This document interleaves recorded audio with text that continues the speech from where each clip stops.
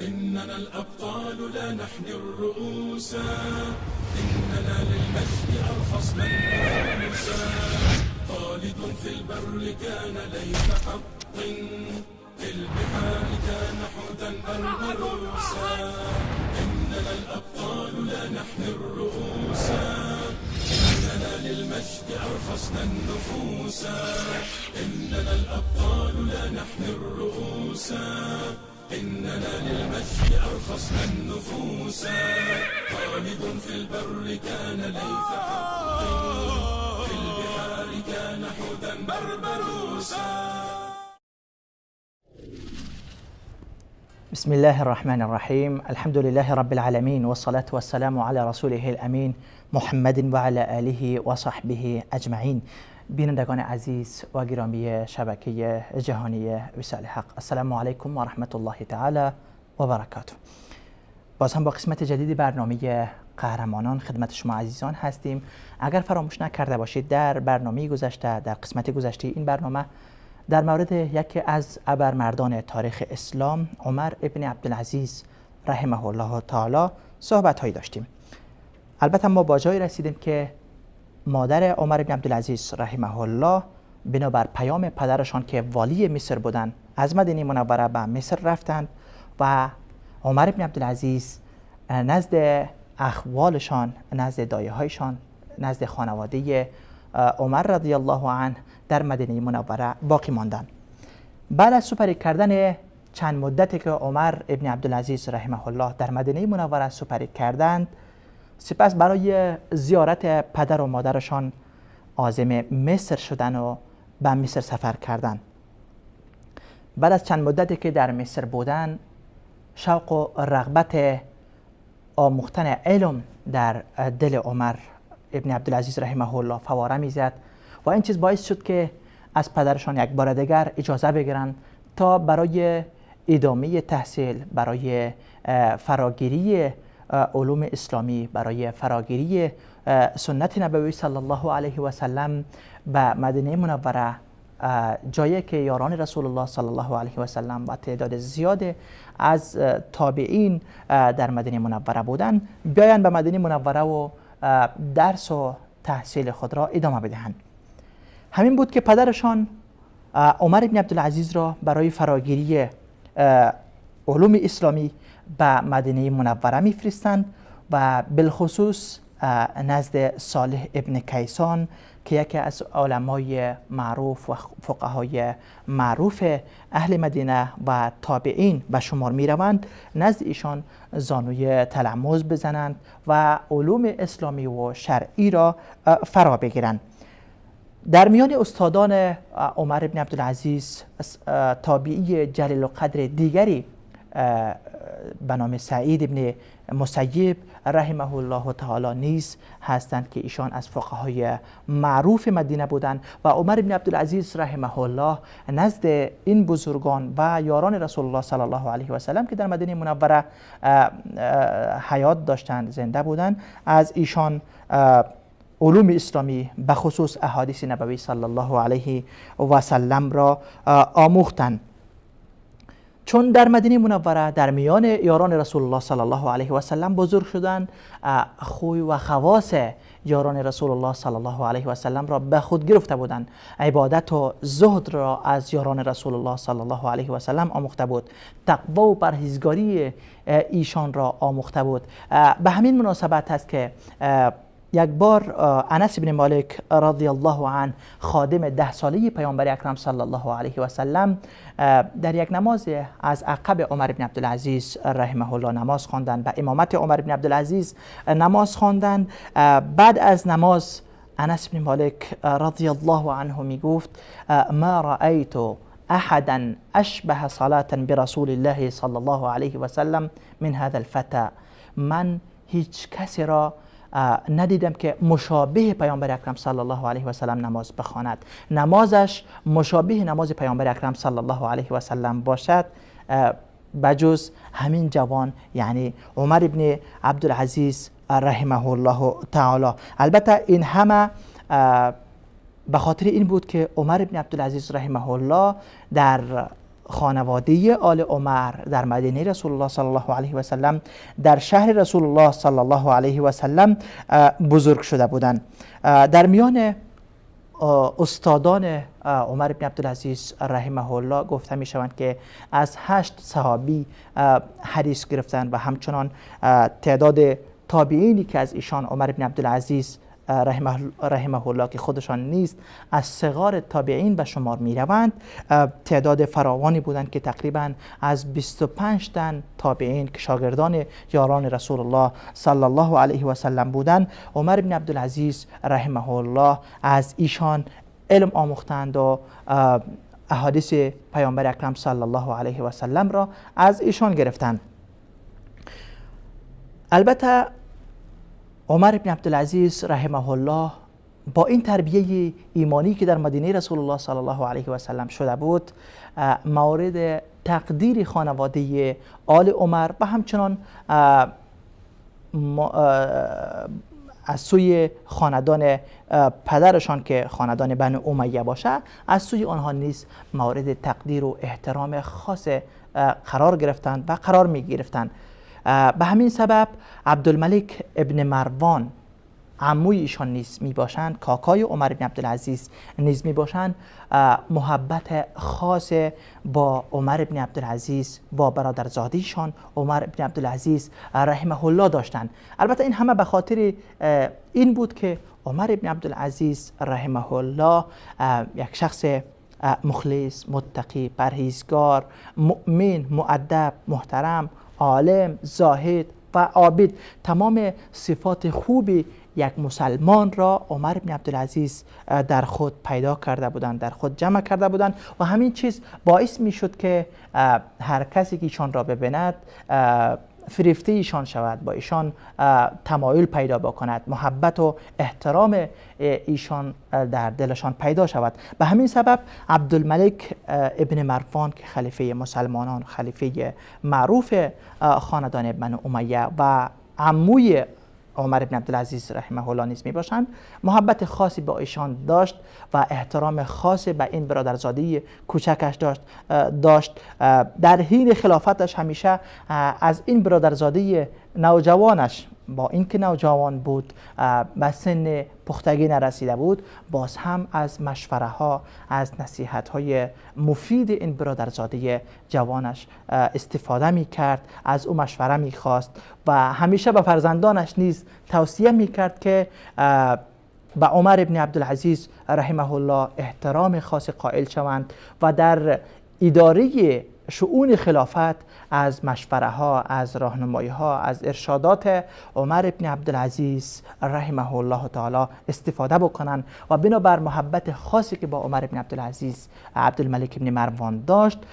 دخترش را نیز به عقد این برادرزادش عمر ابن عبدالعزیز درآورد. و گفته می شود که عمر ابن عبدالعزیز را عبدالملک ابن مروان در حین جوانیش بر منطقه‌ای که خناصره نام داشت به عنوان والی یا عامل از سوی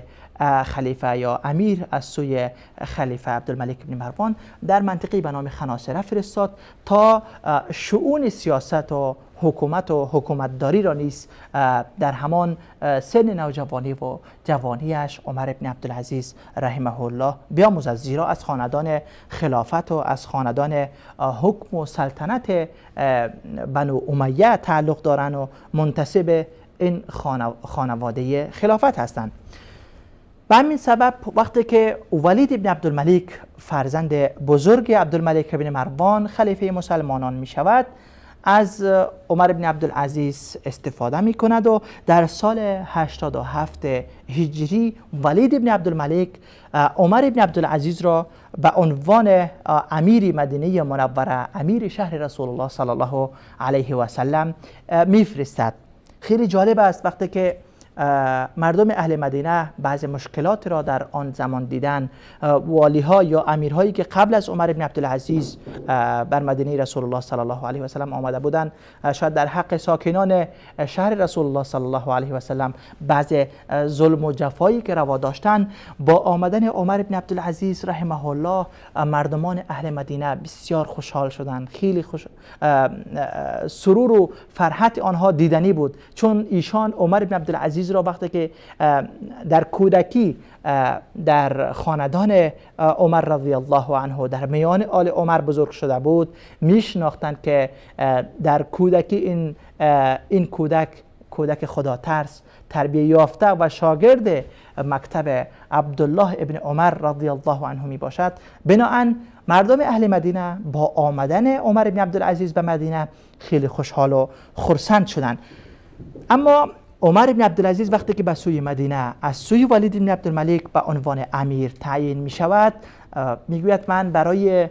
قبولیت این پست 3 شرط دارم، چون عمر بن عبدالعزیز و امثال عمر بن عبدالعزیز تشنه قدرت نیستند. به خاطر منصب و چوکی دنیا و آخرت خود را نمی فروشند، به خاطر دنیا آخرت خود را نمی فروشند و می دانند که پذیرفتن این مسائل، رسیدن به قدرت و منصب و چوکی، این افتخار نیست بلکه مسئولیت هست و مسئولیت بسیار بزرگی هست که در روز قیامت از تک از لحظه این مسئولیت ها انسان پرسان می شود و باید جواب بدهد. لذا عمر بن عبدالعزیز عاشق خلافت و امارت و منصب و این چیزها نبود، بلکه این چیزها با طرف عمر بن عبدالعزیز خودشان می آمدن. به ولید بن عبدالملک گفت من به 3 شرط دارم که امارت مدینه منوره را بپذیرم. شرط اولم این است که من در میان اهل مدینه، در میان ساکنان شهر رسول الله صلی الله علیه و سلم عدل و انصاف را پیاده می کنم. من به عنوان امیر نزدشان می روم، اما بالای هیچ کس ظلم نمی کنم، جفا نمی کنم و در میانشان با عدل و انصاف امارت می کنم. این شرط اولشان بود. شرط دومم گفتن این است که در سال اول برای حج می روم، چون قبلا حج نکرده بودن. و شرط سومشان این بود که از بیت المال مدینه منوره چیزی به دمشق نمیفرستم. بیت المال اهل مدینه، از بیت المال اهل مدینه چیزی که جمع می شود در بیت المال اهل مدینه بر فقرا، محتاجین، مساکن خود اهل شهر رسول الله صلی الله علیه و سلم توزیع می کنم، به ایشان می دهم. آنگاه از من خواهان عطیات و خواهان مالهای اهل مدینه نباشید. عمر بن عبدالعزیز رحمه الله به عنوان امیر مدینه منوره به شهر رسول الله صلی الله علیه و سلم آمدند. وقتی که در مدینه منوره آمدن و از سوی مردم مورد استقبال گرم قرار گرفتند، اینجا اولین کاری که کردند مجلس اهل شورا جور کردند. در این مجلس فقهای دهگانی معروف مدینه منوره را جمع کرد و خدمت ایشان گفت انی دعوتکم لامر تؤجرون علیه و تکونون اعوانا علی الحق، انی لا اريد ان اقطع امرا الا بامركم او برأي من حضر منكم، فان رأيتم احدا يتعدى او بلغ عن عامل لي ظلامه فاحرج الله على من بلغه ذلك الا بلغنی. گفت من شما را برای یک کار دعوت کردم که شما هم در این کار سهم شده اجر و ثواب دریافت می کنید و من را در حق همکاری می کنید. گفت هیچ کار را من بدون مشوره شما انجام نمی دهم. هر کاری را که می کنم اهل مجلس حاضر می شوند، رأی می دهند، یا آن تعدادی که حاضر شدن و رأی دادن به مشوره شما کار می کنم و این امارت را پیش می برم. و هر یک از شما که می بیند در حق کسی ظلم می شود، تعدی می شود، من خدا را واسطه می گردانم که به خاطر خدا به من ابلاغ کند تا من دست ظالم را بگیرم و حق مظلوم را از ظالم بگیرم. عمر ابن عبدالعزیز رحمه الله با ایجاد شورای مجلس از فقهای دهگانه مدینه منوره حکومتداری خود و امارت خود را در مدینه منوره آغاز کردند که این باعث خوشحالی مردم اهل مدینه و باعث سکون و راحت ساکنان شهر پیامبر اکرم صلی الله علیه و سلم شد. و از کارهای نمایان دیگری که عمر بن عبدالعزیز رحمه الله در اثنای امارتشان بر مدینه منوره انجام دادن این بود که مسجد رسول الله صلی الله علیه و سلم را توسعه دادن. البته این به امر خلیفه مسلمانان ولید بن عبدالملک بود که عمر بن عبدالعزیز رحمه الله مسجد رسول الله صلی الله علیه و سلم را توسعه دادن و گفته می شود که وسعت مسجد رسول الله صلی الله علیه و سلم را عمر بن عبدالعزیز 100% یعنی 100 ذراع طول مسجد را گردانیدن و 100 ذراع هم عرض مسجد را گردانیدن. این گونه عمر بن عبدالعزیز رحمه الله در شهر رسول الله صلی الله علیه و سلم خدمات شایان شان کردند که ساکنان شهر رسول الله صلی الله علیه و سلم از خدمات ایشان، از عدل و انصافی را که بر مدینه منوره در شهر رسول الله صلی الله علیه و سلم حاکم کرده بودند راضی شدند، خوشحال شدند و در سال 91 هجری وقتی که ولید بن عبدالملک خلیفه مسلمانان برای حج آمد و از شهر رسول الله صلی الله علیه و سلم میگذشت، وقتی که دید با اهل مدینه نشست و در مورد خدمات عمر بن عبدالعزیز و در مورد رضایت اهل شهر رسول الله صلی الله علیه و سلم از امیر جدیدشان پرسید، آنها همه اعلان رضایت کردند و ولید با دیدن رضایت مردم شهر رسول الله صلی الله علیه و سلم و با دیدن خدمات شایسته‌ای که عمر بن عبدالعزیز در این شهر کرده بود خرسند شد و رفت. اما در سال بعدی در سال 92 هجری ولید بن عبدالملک حجاج را به عنوان امیر حج فرستاد. وقتی که عمر بن عبدالعزیز از آمدن حجاج برای حج خبر شد، به ولید بن عبدالملک پیام داد که من را از امارت مدینه برطرف کن، چون من نمیخواهم که چهره شخص ظالم به نام حجاج را ببینم. ولید بن عبدالملک فوراً به حجاج پیام داد که برای حج به مکه می روی و به مدینه نمی روی، از مدینه عبور نمی کنی، چون عمر بن عبدالعزیز نمی خواهد تو را ببیند. به هر حال از اینجا یا قبل از این هم همان گونه‌ای که عمر بن عبدالعزیز مخالف ظلم و جورهای بود که حجاج می کرد، شاید حجاج هم نمی خواست که عمر بن عبدالعزیز بر امارت مدینه منوره باشد. بناهن حجاج بعد از این سفر وادار کرد ولید بن عبدالملک را تا به گونه‌ای بتواند عمر بن عبدالعزیز را از امارت مدینه منوره و از امارت حجاز برطرف کند. حجاج به ولید بن عبدالملک گفت در عراق هر کسی که ظلم می کند، جنایتی می کند یا علیه خلافت و نظام شورش می کند، وقتی من دنبال آن می روم، آن را سرکوب می کنم، او فوراً فرار می کند، می رود به مدینه منوره و مدینه منوره و حجاز پناهگاه مجرمین و دشمنان نظام و دشمنان خلافت شدند. بناهن حجاج وادار کرد ولید بن عبدالملک را که عمر بن عبدالعزیز را از امارت مدینه منوره برطرف کند. اینجا ولید هم البته با دید حجاج ابن یوسف می نگریست و فکر میکرد آن روش شاید بهتر باشد که با ظلم و شدت و سختی میتوان مردم را کنترل کرد،